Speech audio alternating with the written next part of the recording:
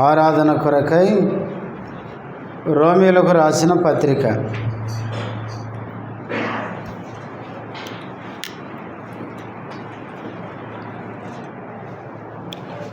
అపోస్తలుడైన పౌలు రోమీయులకు రాసిన పత్రిక 2వ అధ్యాయం.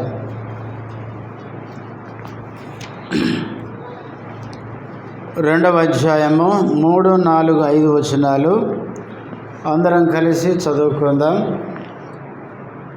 రోమా పత్రిక 2వ అధ్యాయము 3, 4, 5 వచనాలు అందరం కలిసి చదువుకుందాం. అట్టి కార్యములు చేయువారి మీద దేవుని తీర్పు సత్యమును అనుసరించినదే అని ఎరుగుదము.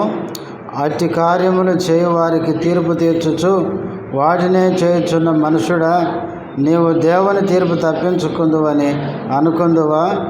లేదా దేవుని అనుగ్రహం మారుమనసు పొందుటకు నిన్ను ప్రేరేపించుచున్నదని ఎరగక ఆయన అనుగ్రహ ఐశ్వర్యమును, సహనమును, దీర్ఘశాంతమును తృణీకరించుదువా?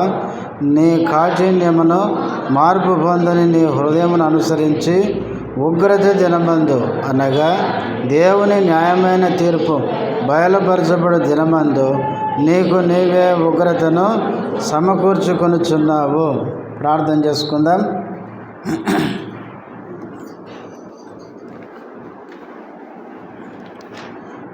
ప్రేమ కలిగిన మా తండ్రి, పరిశుద్ధుడైన దేవ, యేసు నామములో వందనములు. ఇంతవరకు పాటల్లో మీరు చేసిన సహాయముకి స్తుతిస్తుంటున్నాం.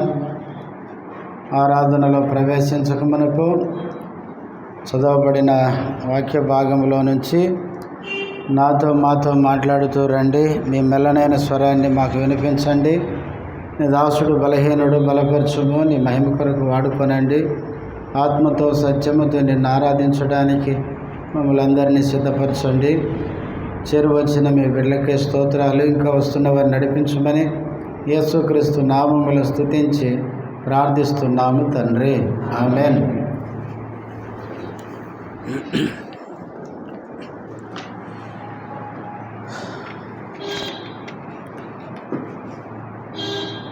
రోమీయులకు రాసిన పత్రిక అపోస్తలుడైన పౌలు రోమాలో ఉన్న విశ్వాసులకి ఈ పత్రిక రాశాడని మనందరికీ తెలుసు. ఈ రోమా పత్రికలో 16 అధ్యాయాలు ఉన్నాయి.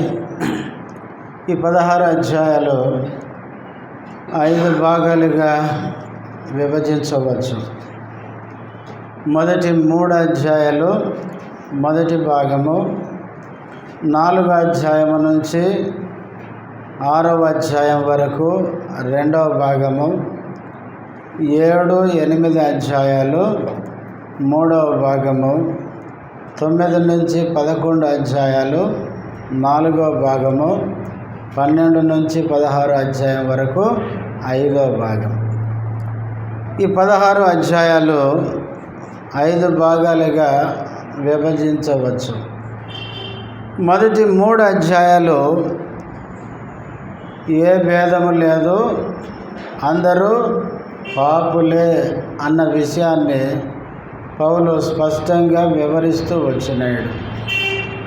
మొదటి 3 అధ్యాయాలు ఏం చెప్తున్నాయంటే, మనం ఎవరమైనా, మనమందరం ఎవరమో పాపులమే అనే విషయాన్ని పౌలు స్పష్టంగా వివరిస్తూ వచ్చినాడు. ఇక 4వ అధ్యాయం నుంచి 6వ అధ్యాయం వరకు ఈ పాపులైన మానవులు రక్షణ పొందాలంటే యేసుక్రీస్తు నందు విశ్వాసం ఉంచడం ద్వారా తప్ప ఇక వేరే మార్గమే లేదు అన్న విషయాన్ని 4, 5, 6 అధ్యాయాలు 2వ భాగంలో స్పష్టంగా పౌలు వివరిస్తూ వచ్చినాడు. ఇక 3వ భాగము 7, 8 అధ్యాయాల్లో యేసు ప్రభు నమ్మిన వారిలో 2 నియమాలు పనిచేస్తాయి. ఒకటి దేవుని నియమము లేక దైవ నియమము, రెండవది పాప నియమం. దేవుని నమ్మిన ఒక విశ్వాసి పాపము చేస్తే సంతోషంగా ఉండలేడు. సంతోషంగా ఉన్నాడు అంటే దాని అర్థం ఏంటంటే అతనికి మారు మనసు రక్షణ లేదు అని దాని అర్థం. రక్షించబడిన ప్రతి విశ్వాసి పాపము చెయ్యడు. ఒకవేళ చేస్తే నెమ్మదిగా ఉండలేడు. పౌలులాగా ఏమంటాడంటే, అయ్యో నేనెంత దౌర్భాగ్యుణ్ణి అని ఆక్రందన చేసినట్టు, పాపము చేస్తే ఆక్రందన చేసి పశ్చాత్తాపడి సరి చేసుకొని మరలా పాపం చేయకుండా జాగ్రత్త తీసుకుంటాడు. ఒక వ్యక్తి పాపం చేసి ప్రశాంతంగా ఉన్నాడంటే అర్థం ఏంటంటే అతనికి రక్షణే లేదు అని దాని అర్థం. 7-8 అధ్యాయాల్లో విశ్వాసిలో 2 నియమాలు పనిచేస్తుంటాయి. దేవుని నియమము, పాప నియమం. అయితే ఈ పాప నియమం ఎప్పుడు మనలోనే ఉంటుంది. కానీ దాన్ని జయించాలంటే దేవుడు తన ఆత్మను మనలో ఉంచాడు. 7వ అధ్యాయంలో 2 నియమాలు ఎట్లా పనిచేస్తాయో చెప్పినాడు. 8వ అధ్యాయంలో ఆ పాప నియమాన్ని జయించాలంటే పరిశుద్ధాత్మను మనలో దేవుడు ఉంచాడు. అందుకే 13వ వచనంలో చెప్తాడు, శరీరానుసారంగా ప్రవర్తించిన ఎడల చావవలసిన వారయందరూ ఆత్మచేత శరీర క్రియలను చంపిన ఎడల అంటాడు. కాబట్టి దేవుడు మనలో శరీర స్వభావాన్ని, పాప స్వభావాన్ని చంపి విజయవంతమైన విశ్వాస జీవితాన్ని జీవించడానికి పరిశుద్ధాత్మను దేవుడు మనలో ఉంచాడు. 7-8 అధ్యాయాలు విశ్వాసులో వచ్చే మార్పు, విజయవంతమైన జీవితానికి ఆత్మ యొక్క ప్రాముఖ్యతను గురించి పౌలు వివరిస్తూ వచ్చినాడు. ఇక 9వ అధ్యాయం నుంచి 11వ అధ్యాయం వరకు ఇశ్రాయేలు ప్రజల ఎడల దేవుని యొక్క ప్రణాళిక. మొదట సువార్త ఇశ్రాయేలు ప్రజల దగ్గరికి వెళ్ళింది. అయితే సువార్తను వాళ్ళు ఏం చేశారు? తృణీకరించారు. అందుకనే పౌలు అంటాడు, ఇశ్రాయేలు ప్రజల యొక్క తొట్టుపాటు అన్యజనులకు ఏమైంది? రక్షణగా మారింది అన్నాడు. అంటే 9 నుంచి 11 అధ్యాయాలు ఏం చెప్తాడంటే, ఇశ్రాయేలు ప్రజలకి సువార్త వెళ్ళింది. అయితే వాళ్ళు తృణీకరించారు కాబట్టి సువార్త అన్యుల దగ్గరికి వెళ్ళి ఇప్పుడు అన్యులు రక్షించబడి సంఘంలో చేర్చబడుతున్నారు. అయితే ఒక సమయం వస్తుంది, ప్రభు అయిన యేసుక్రీస్తు ఇశ్రాయేలు ప్రజల్ని దర్శించు వాళ్ళని రక్షిస్తాడు. అది దేవుని ప్రణాళిక అని 9 నుంచి 11 అధ్యాయాల్లో వివరిస్తాడు. ఇక 12 అధ్యాయం నుంచి 16వ అధ్యాయం వరకు ఈ అధ్యాయాల్లో ఒక ప్రభువు నమ్మిన దేవుని బిడ్డ ఎలా ఈ లోకంలో నడుచుకోవాలో, ఎలాంటి విశ్వాస జీవితాన్ని కలిగి ఉండాలో 12 నుంచి 16 అధ్యాయాల్లో పౌలు వివరిస్తూ వచ్చినాడు. కనుక మొదటి భాగం అందరం పాపులమే, 2వ భాగం యేసుక్రీస్తునందు విశ్వాసమే ఒక వ్యక్తికి రక్షణ కలుగజేస్తుంది, 3వ భాగం రక్షించబడిన ఒక వ్యక్తి విజయవంతమైన క్రైస్తవ జీవితాన్ని జీవించాలంటే పరిశుద్ధాత్మ మన హృదయంలో కలిగి ఆత్మశక్తి చేత శరీరాన్ని చంపితేనే అనే విషయము. తర్వాత 9 నుంచి 11 అధ్యాయాలు ఇశ్రాయేలు ప్రజల ఎడల దేవుని ప్రణాళిక. 12 నుంచి 16 అధ్యాయాలు యేసును నమ్మిన మనము ఈ లోకముల దేవుని కొరకు ఎలా జీవించాలి. ఇది 5 భాగాలుగా రోమా పత్రిక విభజించవచ్చు. సరే, మనము ఈ 2వ అధ్యాయంలో నుంచి ఆరాధన కొరకు కొన్ని మాటలు మనం జ్ఞాపకం చేసుకుందాం. మొదటి వచనం చదవండి. కాబట్టి తీర్పు తీర్చు మనుష్యుడా, నీవెవడవైనను సరే నిరుత్తుడవై ఉన్నావు. దేని విషయంలో ఎదుటివానికి తీర్పు తీర్చుచున్నావో దాని విషయంలో నీవే నేరస్తుడవని తీర్పు తీర్చుకొనుచున్నావు. ఎలయనగా తీర్పు తీర్చు నీవును అట్టి కార్యములనే చేయుచున్నావు కావా. ఈ 2వ అధ్యాయం 1 నుంచి 16వ వచనం వరకు ఈ భాగమంతా ఏం చెప్తుందంటే, పాపి అయిన మానవునికి దేవుడు ఏం చేస్తాడు? తీర్పు తీరుస్తాడు అన్న విషయాన్ని గురించి ఈ భాగంలో పౌలు వివరిస్తున్నాడు.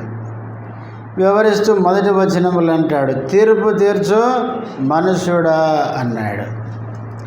మానవునికి ఉన్న ఒక స్వభావం ఏంటంటే మనిషి తన తప్పులు తనకి కనిపించవు.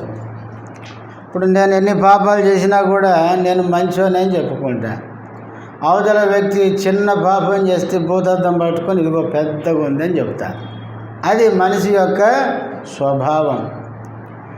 మానవుడు ఏమనుకుంటాడంటే చేసే పాపాలన్నీ చేసి నేను మంచివాడిని, నేను చాలా నీతిమంతుణ్ణి అనుకొని అవతల వ్యక్తిలో ఉన్న ఈయన కంటే కొంచెం మంచోడైనా కూడా అతనిలో ఉన్న లోపాలన్నీ ఎత్తి చూపించి మన మీద మంచోళ్ళం అనుకుంటాం. అదే పౌలు ఇక్కడ చెప్తున్నాడు. తీర్పు తీర్చే మనుషుడా అంటే తీర్పు తీర్చే మనిషి ఏమనుకుంటాడంటే నాకంటే అవతల వ్యక్తి చెడ్డోడు, నేను అతనికంటే మంచోని అనుకుంటాను. అయితే పౌలు ఏమంటున్నాడంటే తీర్పు తీర్చు మనుషుడా, నువ్వెవడవైనా సరే నువ్వెవరివి నిరుత్తరుడవై ఉన్నావు. అంటే నువ్వు ఏ కారణం చెప్పుకోలేవు నేను మంచోని అని. ఎందుకు అంటే తర్వాత చెప్తాడు, దేని విషయంలో ఎదుటివానికి తీర్పు తీర్చుచున్నావో దాని విషయంలో నీవే నేరస్తుడు అని తీర్పు తీర్చుకొనుచున్నావు. అవతల వ్యక్తికి ఏ విషయంలో నువ్వు తీర్పు తీరుస్తున్నావో ఆ తీర్పు ఫస్ట్ ఎవరికి? నీకే తీర్పు తీర్చుకుంటున్నావు అని చెప్తున్నాడు. ఎందుకు అంటే చివర్లు అంటాడు, ఏలయనగా తీర్పు తీర్చు నీవును అట్టి కార్యములనే చేయుచున్నావు కావా అన్నాడు. తీర్పు తీర్చే వ్యక్తి అలాంటి పాపాలే చేస్తూ అతని కనపడడం వల్లే అతడు మంచోడు అనుకుంటున్నాడు. అయితే అవతల వ్యక్తి అతడు చేసేసరికి అవన్నీ తప్పులుగానే కనపడుతున్నాయి. వాస్తవంగా మానవుని యొక్క స్వభావం ఇది. నేనైనా మీరైనా మనమందరం ఒకప్పుడు ఎట్లా అనుకున్నామంటే మేమంతా మంచోళ్ళమే అనుకున్నాం. నువ్వు పాపివి అంటే మనం ఒప్పుకోము, నువ్వు దుర్మార్గుడివి అంటే ఒప్పుకోము. మనం మంచోళ్ళమే, అవతలి వాళ్ళు చెడ్డోళ్ళు అనుకునేవాళ్ళం. వాస్తవంగా ఎవరి పాపాలు వారికి కనిపించవు. అందుకే 19వ కీర్తనలు అంటాడు, ఏమంటాడు? తన పాపమును అమ్మాట చదవండి. 19వ కీర్తన చివరిలో ఉంటుంది. కీర్తనలు 19. యెహోవా ఏం చదువుతున్నావు తల్లి? చివరి వచనం కాదు నేను చెప్పింది, 12వ వచనం. తన పొరపాటులు కనుగొనగలవాడెవడు? చాలేమ్మ, చాలు. ఎవరి పొరపాటులు వాళ్ళకి పొరపాటుగా అనిపించవు. సాధారణంగా మనిషి తన తప్పులు తనకి తప్పుగా అనిపించదు. అందుకే సమూయేలు 2వ గ్రంథానికి మనం వెళ్ళినప్పుడు 11వ అధ్యాయంలో దావీదు బెత్షెబాతో ఏం చేశాడు? పాపం చేశాడు. ఆమెకు గర్భం వచ్చింది. అది కప్పుకోవడానికి ఏం చేశాడు? ఊరియాను యుద్ధంలో ఉన్నవాడిని పిలిపించి ఊరియాను చంపించే ప్లాన్ చేసినాడు. వ్యభిచారం చేశాడు, కప్పుకోవడానికి నరహత్య కూడా చేసి ఇప్పుడు చివరికి బెత్షెబాను ఏం చేశాడు? దావీదు భార్యగా చేసుకున్నాడు. ఇప్పుడు దావీదు ఎట్లున్నాడు చెప్పండి? అసలు నాకేం తెలియదు, నా అంత భక్తి ఎవరికి లేదు అన్నట్లుగా ఉన్నాడు. యథావిధిగా దేవాలయానికి వెళ్తున్నాడు, బలులు అర్పిస్తున్నాడు, ఆరాధన చేస్తున్నాడు, వస్తున్నాడు, పోతున్నాడు. ఎన్నేళ్ళు జరిగిందో తెలియదు. దావీదు ఏమనుకుంటున్నాడు అంటే నేను మంచోనే, ఆయన చేసిన వ్యభిచారం, ఆయన చేసిన నరహత్య ఆయన దృష్టిలో పాపముగా అనిపించలేదు. కానీ 12వ అధ్యాయంలో 11-12 అధ్యాయాలకు మధ్య ఎన్ని రోజులు పట్టిందో మనకు తెలియదు. మొత్తానికి ప్రేమ కలిగిన దేవుడు దావీదు పాపం చేసి నేను మంచోని అనుకుంటూ అలా జీవించడం దేవునికి ఇష్టం లేదు. అందుకే ప్రవక్త నాతాను పంపించి ఈ నాతాను వచ్చినవాడు వచ్చి దావీదు రాజును ఈ పాపం చేసినావంటే ఆయన ఎట్లా స్పందించేవాడో తెలియదు. కానీ నాతాను వచ్చి ఉపమాన రీతిగా ఒక కథ రూపంలో చెప్పినాడు. ఒక ఐశ్వర్యవంతుడు ఉన్నాడు, ఒక దరిద్రుడు ఉన్నాడు అన్నాడు. ఈయన అనుకుంటున్నాడు వాళ్ళు ఎవరు, ఎందుకు నేను మంచోనే కదా, ఆ మైండ్తో ఉన్నాడు దావీదు. అయితే ఒక ఐశ్వర్యవంతుడు ఈయనేం తెలియదు, ఒక ఐశ్వర్యవంతుడు ఉన్నాడు, ఒక దరిద్రుడు ఉన్నాడు. అయితే ఐశ్వర్యవంతునికి అనేక గొర్రెలు గొడ్లు ఉన్నాయి. అయితే దరిద్రునికి ఒకే ఒక ఆడ గొర్రె పిల్ల ఉంది. వాడు ఎంతో గోరుముద్దలతో పెంచుకుంటూ ఎంతో మంచిగా ఉంటుండగా ఐశ్వర్యవంతుని దగ్గరికి మార్గస్థుడు ఒకడు వచ్చాడు. అయితే ఐశ్వర్యవంతుడు ఈ దరిద్రుని దగ్గర ఉన్న ఈ చిన్న గొర్రె పిల్ల తీసుకొని ఆ మార్గస్థునికి ఆయత్తం చేశాడు అనేసరికి లేచినాడు.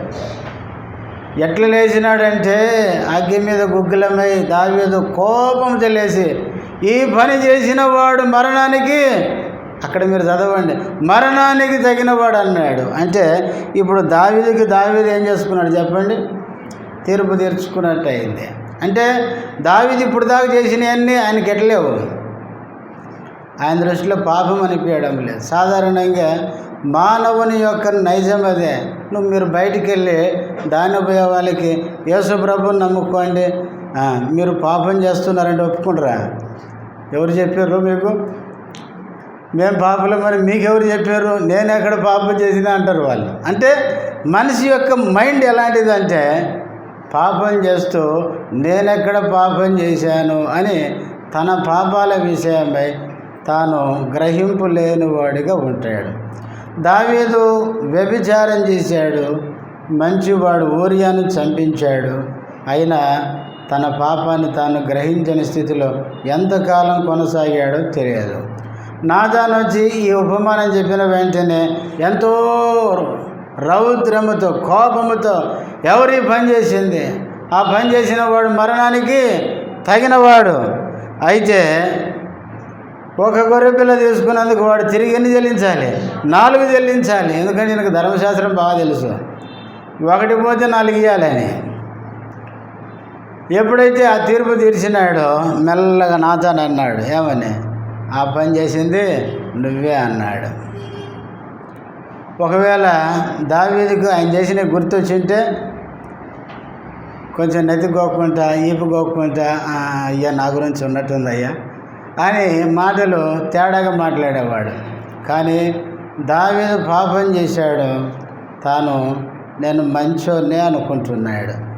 అయితే అవతల వ్యక్తి పాపం చేశాడేమో అని ఇప్పుడు చెప్తుంటే లేచి చాలా కోపంతో తీర్పులు తీర్చేసినాడు.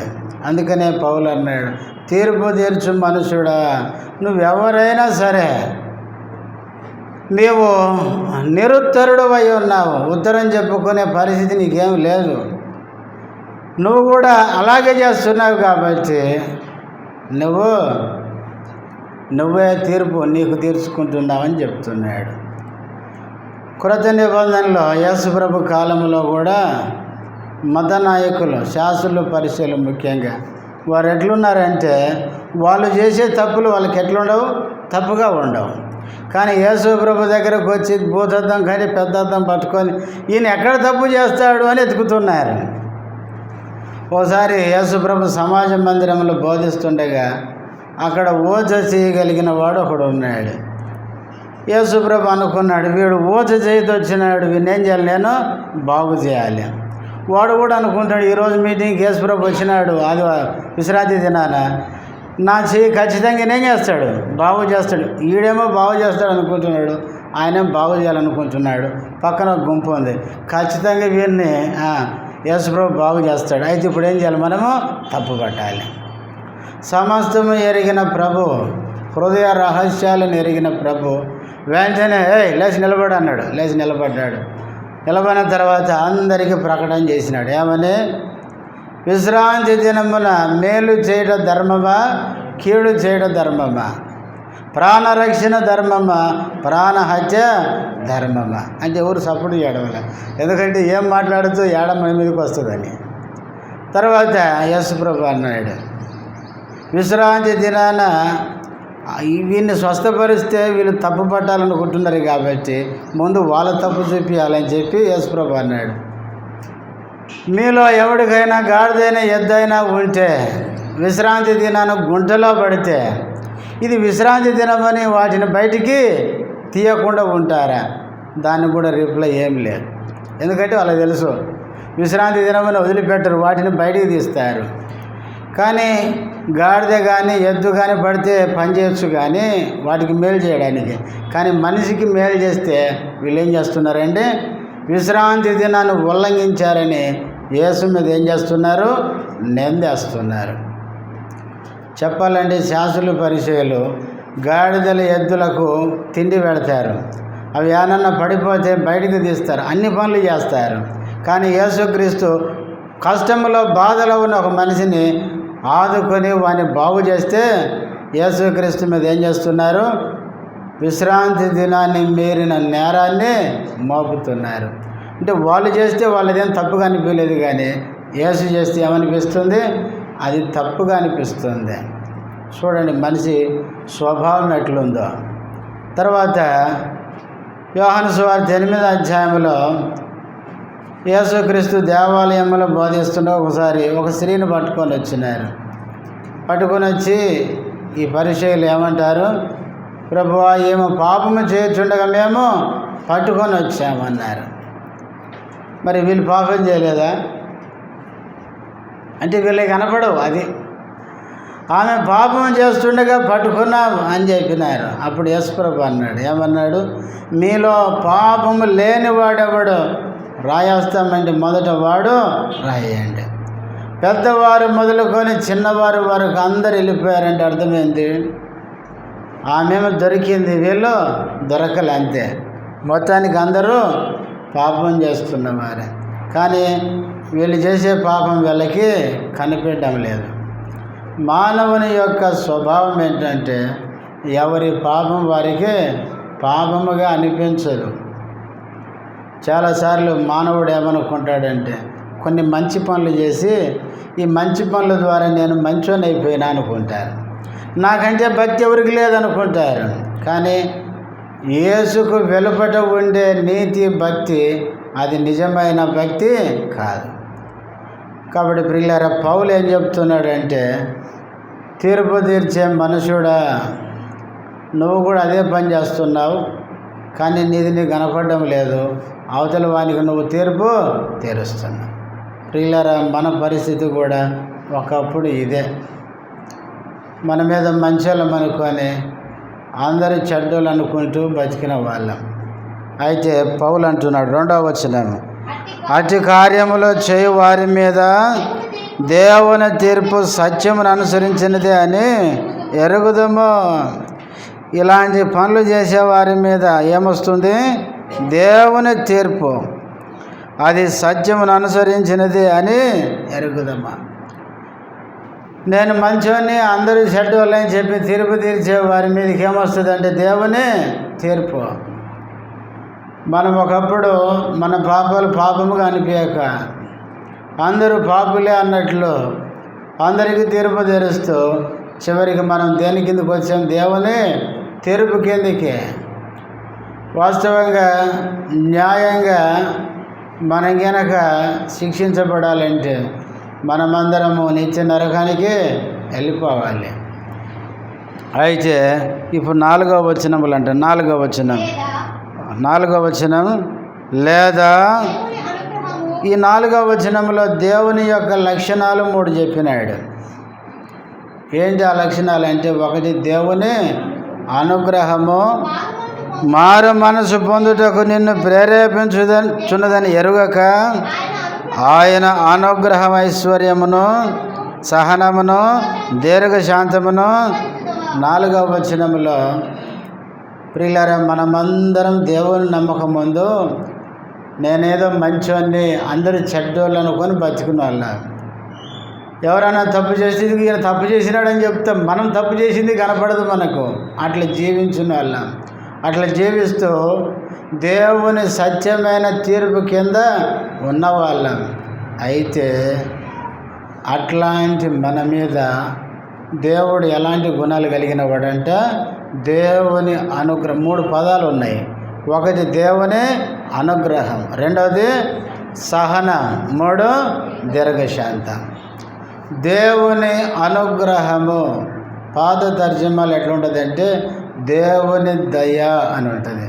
ఇంగ్లీష్ బైబిల్లో గుడ్నెస్ అని ఉంటుంది. అంటే దేవుని మంచితనము అని ఉంటుంది. మనము పాపము చేస్తూ నేను మంచోని అనుకుంటూ దేవుని యొక్క సత్యమైన తీర్పు కింద మనం ఉండగా దేవుడు మనల్ని చూసి మన మీద ఆయన మంచితనాన్ని కనపరిచినాడు.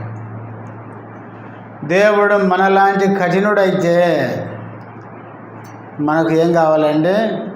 తీర్పు తీర్చి మనకు శిక్ష విధించాలి.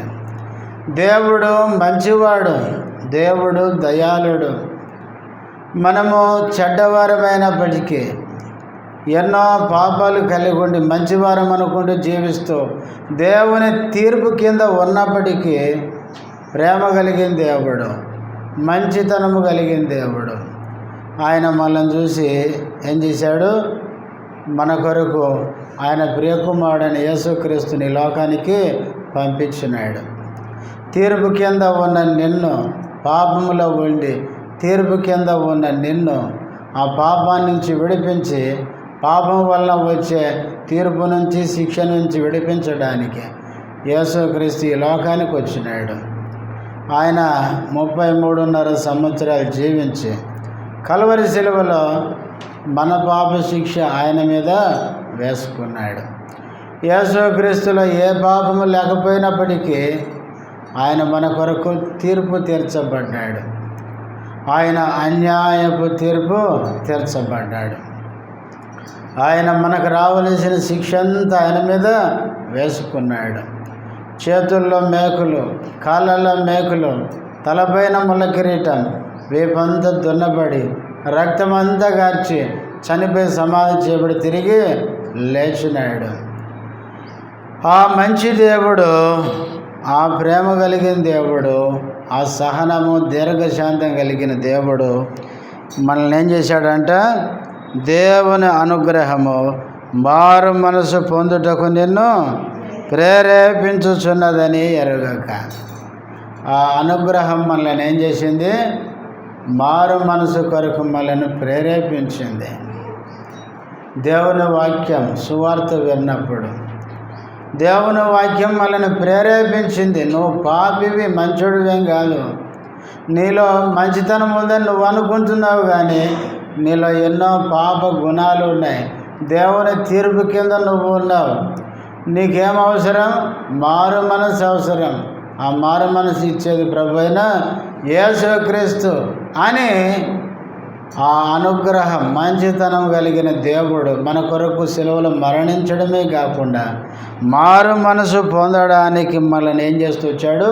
ప్రేరేపిస్తూ వచ్చాడు. ఈరోజు నువ్వు నేను రక్షణ పొందామంటే మనము పాపములో ఉండగా ఆ దయగలిగిన మంచితనము కలిగిన దేవుడు నిన్ను సువార్త అందించి ఆ సువార్త ద్వారా మారు మనసు కొరకు నిన్నేం చేశాడు? ప్రేరేపించాడు. ఎందుకు తెలుసా? పేతురు రాసిన 2వ పత్రిక 3వ అధ్యాయం మనకు తెలుసు. ఆ వచనం 9వ వచనం చదవండి. కొందరు ఆలస్యమని ఎంచుకొననట్లు ప్రభు తన వాగ్దానమును గురించి ఆలస్యం చేయవాడు కాడు, కానీ ఎవరునో నశింపవలనని ఇచ్చయింపక అందరూ మారు మనసు పొందవలనని కోరుచు మీ ఎడల దీర్ఘశాంతము గలవాడై ఉన్నాడు. దీర్ఘశాంతము. ప్రియులారా, ఎందుకు దేవుడు మన మీద దీర్ఘశాంతం చూపిస్తున్నాడంటే ఎవరు కూడా నశించడం దేవునికి ఇష్టం లేదు. అందరూ ఏం పొందాలి?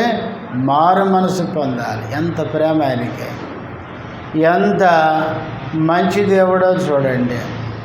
మనం పాపములో జీవిస్తూ మనం మంచి వాళ్ళం అనుకుంటూ అందరూ చెడ్డవాళ్ళని తీర్పు తీరుస్తూ ఆ అజ్ఞానంలో జీవిస్తున్నప్పుడు దేవుడు మంచివాడు, దయగలిగిన వాడు. ఆయన నీ కొరకు నా కొరకు ప్రాణం పెట్టడమే కాకుండా నిన్ను నశించడానికి ఇష్టపడక మారు మనసు పొందాలని కోరుకొని మారు మనసు కొరకు నిన్ను ప్రేరేపిస్తూ వచ్చాడు. అందుకే మారు మనసు రక్షణ మనము పొందాం. తిమోతికి రాసిన 1వ పత్రిక 2వ అధ్యాయం.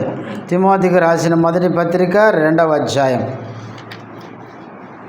4వ వచనం, ఆయన మనుషులందరూ రక్షణ పొంది సత్యమును గూర్చిన అనుభవ జ్ఞానము గలవారై ఉండవలనని ఇచ్చయించుచున్నాడు. దేవుని యొక్క కోరిక ఏంటంటే మనుషులందరూ ఏం పొందాలి? రక్షణ పొందాలి. దేవుడు కోరుకునేది ఏంటంటే ఈ భూమి మీద ఉండే ప్రతి మనిషి ఏం కావాలండి? రక్షించబడాలి. అందరూ మారు మనసు పొందాలి. దేవుడు ఏం కోరుకుంటాడంటే మనలో ఏ ఒక్కరు నరకానికి పోవాలని ఆయన ఎన్నడూ అనుకోడు. ఎందుకంటే నరకం యొక్క తీవ్రత ఎంతో మన దేవునికి తెలుసు. నరకం యొక్క పరిస్థితి అంతా ఎరిగిన దేవుడు. అందుకనే మనలో ఎవరు నరకానికి పోవడం ఇష్టం లేక మనల్ని రక్షించడానికి మారు మనసు కొరకు ఏం చేస్తున్నాడు? ప్రేరేపిస్తూ వచ్చినాడు. ఆయన వాక్యం సువార్త వినిపించి ఆ సువార్త ద్వారా మనను మారు మనసుకు ప్రేరేపించాడు. ఆ ప్రేరేపణకు లొంగి ప్రభువా నేను పాపిని, నన్ను క్షమించు అని వేడుకున్నప్పుడు నేనే మంచోని అందరూ చెడ్డలు అనుకుని ఈ దుష్టులమైన మనలను ఆయన ఏం చేశాడు? క్షమించినాడు. ఆయన రక్తముతో మన పాపాన్ని కడిగినాడు, మనను శుద్ధి చేసినాడు. దేవుడు ఎంత ప్రేమ కలిగిన వాడంటే మన బలహీనతలన్నీ తెలిసి కూడా మనల్ని ఏం చేసేవాడండి? ప్రేమించేవాడు. మార్కు సువార్త 10వ అధ్యాయంలో ఒక యవనస్తుడు ఉన్నాడు. వాడు పరిగెత్తుకుంటూ వచ్చినాడు. యేసు ప్రభు ముందు ఏం చేశాడు? మోకరించినాడు. సాధారణంగా యవనస్తులు వీధిలో మోకరిస్తారా అండి? మోకరిస్తారా? మోకరించారు. కానీ వీడు మోకరించాడు. రెండవది వాడు ధనవంతుడు అని ఉంది. మిక్కిలి ఆస్తి కలిగిన వాడు. ఆస్తి కలిగిన యవనస్తుడు మోకరిస్తాడండి?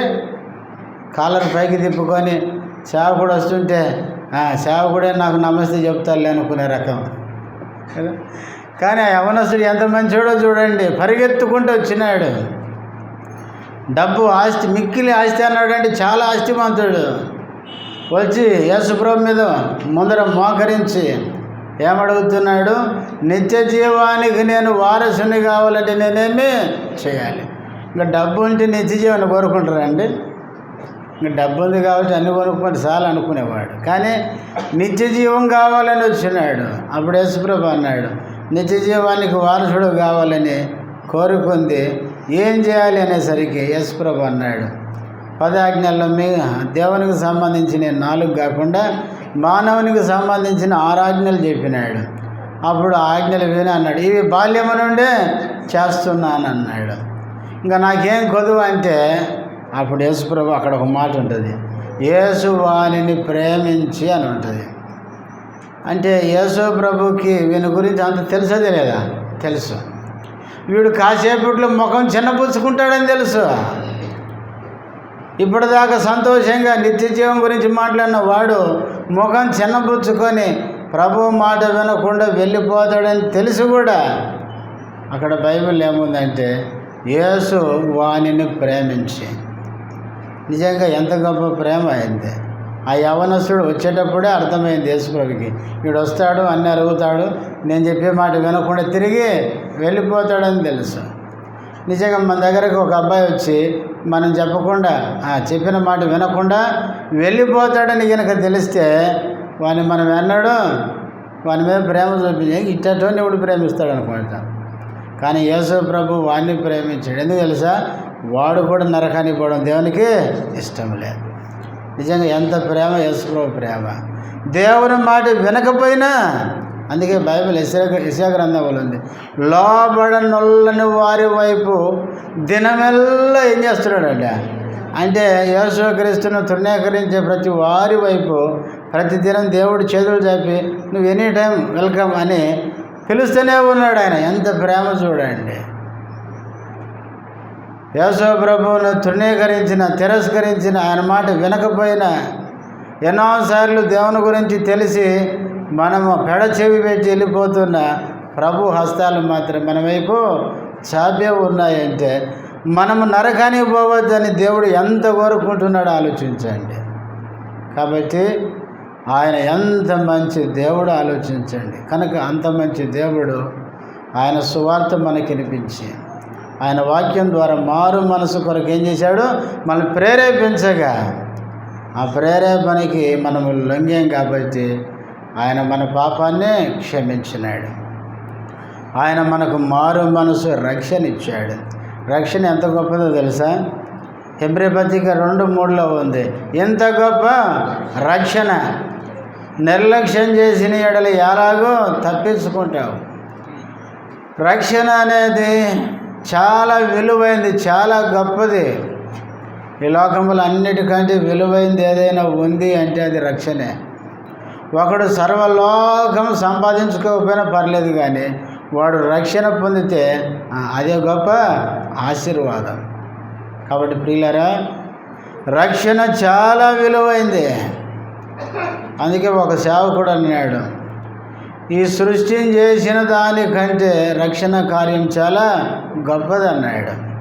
ఈ సృష్టిని మాటతో చేశాడు కానీ రక్షణ కార్యం మాటతో కాలేదు. సృష్టికర్తే మానవునికి రావాల్సి వచ్చింది. మానవుని కొరకు ఏమవలసి వచ్చింది? మరణించాల్సి వచ్చింది. కాబట్టి ప్రియులారా, రక్షణ కార్యం అనేది చాలా గొప్పది. అందుకనే ఆ రక్షణ పొందడానికి ప్రియులారా, మంచోళ్ళం అనుకుంటూ చెడిపోయిన మనలను రక్షించడానికి మళ్ళీ ఆయన ఏం చేశాడు? ప్రేరేపించాడు. దేవుని అనుగ్రహము, ఆయన సహనము, ఆయన దీర్ఘశాంతం మనల్ని ఏం చేస్తుంది? మారు మనసుకు ప్రేరేపించింది. అందుకే ఆయన మంచితనము, ఆయన సహనము, ఆయన దీర్ఘశాంతం మనల్ని ప్రేరేపించింది. కాబట్టి ఈరోజు రక్షించబడి మనం సంఘములు ఉన్నాం. కాబట్టి అంత మంచి దేవుణ్ణి ఆయన మన కొరకు చేసిన కార్యమును బట్టి మనం ఏం చేయాలండి? ఆరాధించాలి. ఇంకొక మాట చదువుకొని ఆరాధనలోకి వెళ్దాం. రామపత్రిక 2వ అధ్యాయం 5వ వచనం చివర్లో ఏమంటాడు? దేవుని అనుగ్రహము, దేవుని సహనము, దేవుని దీర్ఘశాంతము తృణీకరింతువ. కొంతమంది ఏం చేస్తారంటే, ఇంత మంచి దేవుడు సిలువలో మన కోసం ప్రాణం పెట్టి రక్షణ కొరకు, మారు మనసు కొరకు ప్రేరేపిస్తుంటే ఆయన యొక్క దయ, ఆయన మంచితనం, ఆయన సహనం, దీర్ఘశాంతాన్ని ఏం చేస్తారు? తృణీకరిస్తారంట. నాకొద్దు అని త్రోసేస్తారంట. తర్వాత 5వ వచనం, నీ కాఠిన్యం, దేవుడి ప్రేరేపిస్తుంటే హృదయాన్ని, మనసుని ఏం చేస్తారంట? కఠినం చేసుకుంటారంట. నీ కాఠిన్యము మార్పు పొందని నీ హృదయమును అనుసరించి, హృదయాన్ని ఏం చేస్తారంటే ఇంకా నేను మారను అన్నట్లు హృదయాన్ని కఠినం చేసుకుంటారంట. మనసును, హృదయాన్ని కఠినం చేసుకుంటారు. దేవుడు మంచివాడై ఆయన సహనము, దీర్ఘశాంతం కలిగి మన కోసం ప్రాణం పెట్టి మనల్ని రక్షించడానికి మనల్ని ప్రేరేపిస్తుంటే, మారు మనసు కొరకు ఆయన మంచి గుణాన్ని బట్టి మనల్ని ప్రేరేపిస్తుంటే ఆయన అనుగ్రహాన్ని, ఆయన సహనాన్ని, ఆయన దీర్ఘశాంతాన్ని ఏం చేస్తాం? తృణీకరిస్తారంట. హృదయం కఠినం చేసుకొని మార్పు పొందకుండానే ఉంటారంట. ప్రియులారా, వచ్చిన వారిలో ఎన్నో దినాలుగా దేవుని మాటలు వింటూ ఆ మాటలు నిన్ను మారు మనసుకి ప్రేరేపిస్తున్నప్పటికీ ఆయన ప్రేరేపణ కనుక తృణీకరిస్తూ వస్తే, హృదయం కాఠిన్యం చేసుకుంటూ మార్పు చెందకుండా, రక్షణ, మారు మనసు పొందకుండా వచ్చిపోతుంటే తర్వాత అంటాడు, ఉగ్రత దినమందు అనగా దేవుని న్యాయమైన తీర్పు బయలుపరచబడు దినమందు నీకు నీవే ఉగ్రతను సమకూర్చుకొనుచున్నావు. ఉగ్రత దేవుడు కాదు మన మీదకి తెచ్చేది. ఎవరు తెచ్చుకుంటున్నారు? మనమే తెచ్చుకుంటున్నాం. అందుకే గుర్తుపెట్టుకోండి, ఎవరైనా శిక్ష పొందేటప్పుడు దేవుడే ఈ శిక్ష అన్యాయంగా నా మీదకి తెచ్చాడంటే తప్పది. నువ్వు పొందే శిక్ష అంతా నిన్ను బట్టే. చాలామంది ఏమంటారు? రోగం వచ్చిందనుకో, దేవుడు ఎంత చెడ్డోడు అంటాం కదా. ఆ రోగం నీకు ఎందుకు వచ్చింది? మనం చేసే పనులను బట్టే. అందుకనే నీకు నీవే ఉగ్రతను సమకూర్చుకుంటున్నావు. మనం దేవుని మాట వినకుండా దేవుని మంచితనాన్ని తృణీకరించి మన హృదయం కఠినం చేసుకుంటూ ఆయన మంచి లక్షణాలు కలిగిన దేవుడు మనల్ని అంతగా ప్రేమించి రక్షించడానికి మనల్ని ప్రేరేపిస్తుంటే ఆ మంచి దేవుని తృణీకరిస్తే ఉగ్రత దినం ఒకటి ఉంది. ఉగ్రత అంటే దేవుడు కోపగించుకునే దినం. ఒకటి గుర్తుపెట్టుకోవాలి, యేసుక్రీస్తు మొదటిసారి వచ్చినప్పుడు గొర్రెపిల్లగా వచ్చినాడు. గొర్రెపిల్ల ఎట్లుంటుందండి? ఎవరికి హాని చేయదు. కొడితే కొట్టించుకుంటుంది, తిడితే తిట్టించుకుంటుంది, ఇబ్బంది పెడితే ఆ ఇబ్బందులని భరిస్తుంది. సాధువు జంతువు గొర్రెపిల్ల. యేసు ప్రభు సాధువుగా ఆయన ఎన్నెన్నా ఏమన్నా యేసుక్రీస్తు అన్ని చేయగలిగిన వాడై ఉండే ఆయన ఏం చేయలేడు చెప్పండి? అన్నీ చేయగలిగి ఉండి నన్ను రక్షించడానికి అంత నిస్సహాయ స్థితిలో ఉండిపోయినాడు. మొదటిసారి మనందరినీ రక్షించడానికి అంత త్యాగం ప్రభు మన కోసం చేస్తే, ఆ మంచి దేవుడు నిన్ను రక్షించడానికి ప్రేరేపిస్తే, మనం ఆయన మంచితనాన్ని అంత చులకనగా తీసుకుంటే ఇంకా ఆయనకి ఎంత కోపం రావాలో ఆలోచించండి.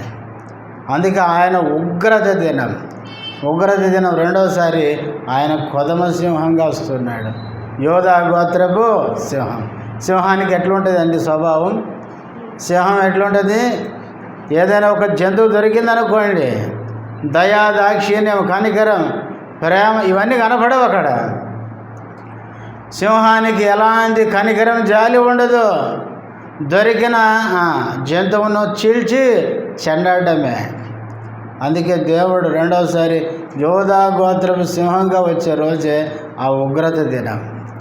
ఆ దినాన ఆ ఉగ్రతకి ఎంత విలవిల్లాడిపోవాలో ఆలోచించండి. అందుకనే ప్రియులారా, ప్రేమ కలిగిన దేవుడు ఇంకా నిన్ను ప్రేమించి ఈరోజు కూడా నిన్ను ప్రేరేపిస్తున్నాడు మారు మనసుకి. మరి ఇప్పుడు కూడా తృణీకరించి హృదయం కఠినం చేసుకుని వెళ్ళిపోతావు. ఆయన మాటకు లోబడి అయ్యా నన్ను క్షమించు అని పశ్చాత్తాపడి ఆ రక్తములో కడగబడి రక్షణ మారు మనసు పొంది వెళ్తావు. తీర్మానము నీదే. కానీ మన దేవుడు ఎవరండి? మంచి దేవుడు, సహనము కలిగిన దేవుడు, ఆయన దీర్ఘశాంతము కలిగిన దేవుడు. మనం చేసే పాపాలని చేసి అందరు దుర్మార్గులే నేను మంచోడిని అనుకుంటే దేవునికి ఎంత కోపం రావాలి? కానీ రాదు ఆయనకి. ఎందుకంటే నువ్వు మారు మనసు పొందాలి, మనం రక్షణ పొందాలి, అది ఆయన కోరిక. పౌలు అదే చెప్తున్నారు 2వ అధ్యాయంలో. అందరూ పాపులే కానీ మంచోళ్ళు అనుకుంటున్నారు. మంచోళ్ళని అందరూ చెడ్డోళ్ళుగా చూపించి తీర్పు తీరుస్తున్నారు. కానీ అట్లా తీర్పు తెచ్చి దేవుని తీర్పు కిందకు నువ్వు వస్తున్నావు. కానీ దేవుని అనుగ్రహం, దేవుని సహనం, దేవుని యొక్క దీర్ఘశాంతం నిన్ను ఇంకా కనికరిస్తుంది, నిన్ను ప్రేరేపిస్తుంది. ఆ ప్రేరేపణ నిన్ను రక్షించడానికి ఇష్టపడుతుంది. పిల్లరా, ఆ మంచి దేవుడు కనుకనే ఆయన అనుగ్రహం, ఆయన దయ, ఆయన మంచితనమే ఈరోజు నిన్ను నన్ను మందిరంలోనికి తీసుకొని వచ్చింది. ఈరోజు మందిరంలో మనం ఉన్నామంటే నువ్వు మంచోడు నేను మంచోడని కాదు, మనమంతా చెడ్డోళ్ళమే. కానీ ఆయన రక్షించి ఆయన రక్షణ కార్యం మనలో జరిగించి ఆయన మందిరానికి తీసుకొని వచ్చాడు. అందుకనే ఎఫెసీ పత్రిక 2వ అధ్యాయంలో పౌలు అంటాడు ఏమని? మీరు విశ్వాసము ద్వారా కృపచేతనే రక్షించబడ్డారు. అది మీ వలన కలిగింది కాదు, అది దేవుని వరమే. వరమే అనే మాటకి ఇంగ్లీష్లో గిఫ్ట్ అని ఉంది, అంటే బహుమానం. దేవుడు రక్షణ అనేది నీకు ఉచితంగా బహుమానంగా ఇస్తున్నాడు. మనకేమో నొప్పి అండి తీసుకోవడానికి? ఉచితంగా దేవుడు నిన్ను ప్రేమించి బహుమానంగా ఇచ్చే ఆ రక్షణ మనం స్వీకరించడానికి మనకెందుకు బాధ? కానీ ఉచితంగా ఇచ్చే రక్షణ ఈరోజు స్వీకరించకపోతే ఒకరోజు నువ్వు రక్షించబడాలన్న అవకాశము దొరకదు. కాబట్టి ఆ ప్రేమ కలిగిన దేవుడు మనం మంచోళ్ళమని మోసగించుకుంటూ చెడు జీవితాన్ని జీవిస్తున్నప్పుడు మనల్ని ప్రేమించి ఆయన మంచితనాన్ని బట్టి మనకు సువార్త వినిపించి మారు మనసు కొరకు ప్రేరేపించి మారు మనసు రక్షణ, ఆ గొప్ప రక్షణ ఉచితంగా మనకిచ్చిన ఆ ప్రభువును మనం ఏం చేయాలండి? హృదయం మార స్తుతించి ఆరాధించాలి. అందరం లేచి నిలబడి చిన్న పాట పాడుకుందాం.